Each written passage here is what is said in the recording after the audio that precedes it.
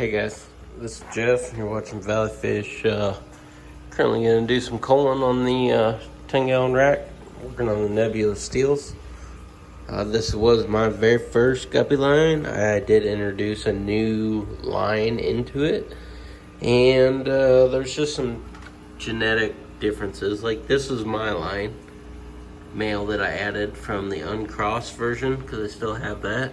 Like, this one has that black stripe all the way through his body. I don't like that. Let me see if I can get this to focus. So the ones with the black stripe down their side, like that guy, I'll be going through and picking him out, and he'll go to Petco and they'll rehome him. Just didn't have the leopard pattern or any of the design that I'm going for on these. So there's actually more than just one, and he's getting away from me. So I'll record the next one that I find. And sorry, got rubber gloves on because I'm playing with a lot of different tanks and I don't like touching the water between them. These guys are rock solid. One of my healthiest lines I got. Okay, so here's another one. It's not too bad. It doesn't have any pattern and a whole lot of black.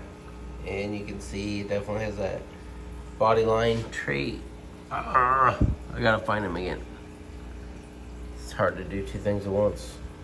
So I got him again. Got a bad angle. So I'm gonna scoop him out and he'll make somebody really happy, but it's just not a breeder.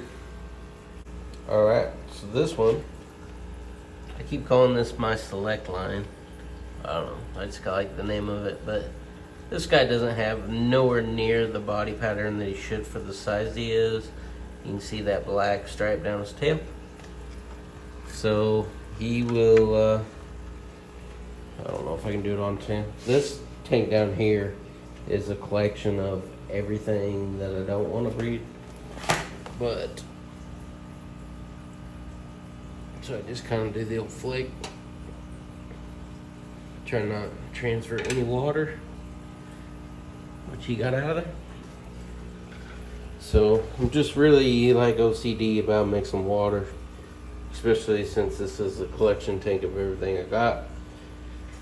I think I have like one or two tanks that I'm kind of questioning what's going on. Probably start medicating. They just didn't transition very well, and I think it's more just like a bacterial infection because they're older. But just being cautious. And normally I would do this dump all these guys in a specimen container and then dump them down there, but I don't have any of those moved over to the new house yet. So just gonna go through and keep picking. But the line's looking really good. There's one more guy I'm after. It might be that one right above my net, but they're looking good. I love the yellow and red. Love that.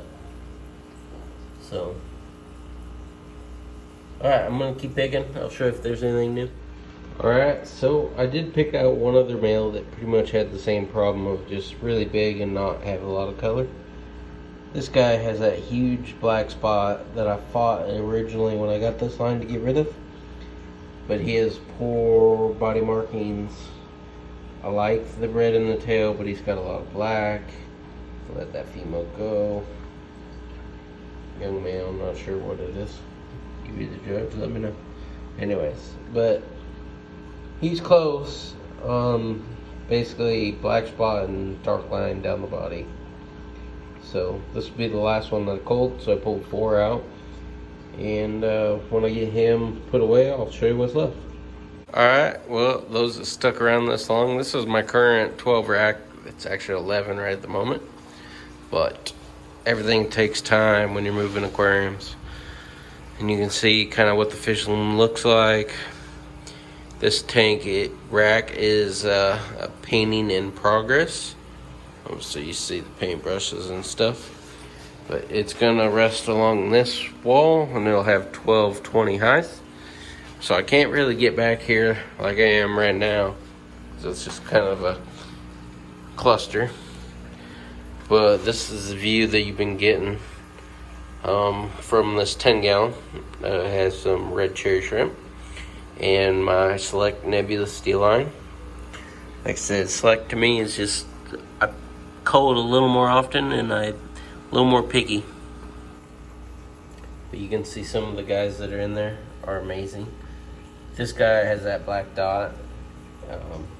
Kind of an imperfection from what I'm looking for, but amazing tail. This guy has amazing body color. A little bit of that black line, but he has the red and blue, so he made the cut. This guy, again with the body line, a little lower on him, but he's an older fish too. This one, I know, came from my not cross line. It was just an old male that he was a good male when I put him in here. He's just old now.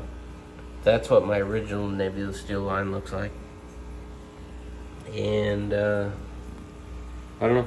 Occasionally, I don't have that line moved over yet, but occasionally when I get a really nice Nebula steel, like this guy was, but he's an older guy now. So, but when he was looking really good, I moved him in with the ladies, and he's still starting his stuff.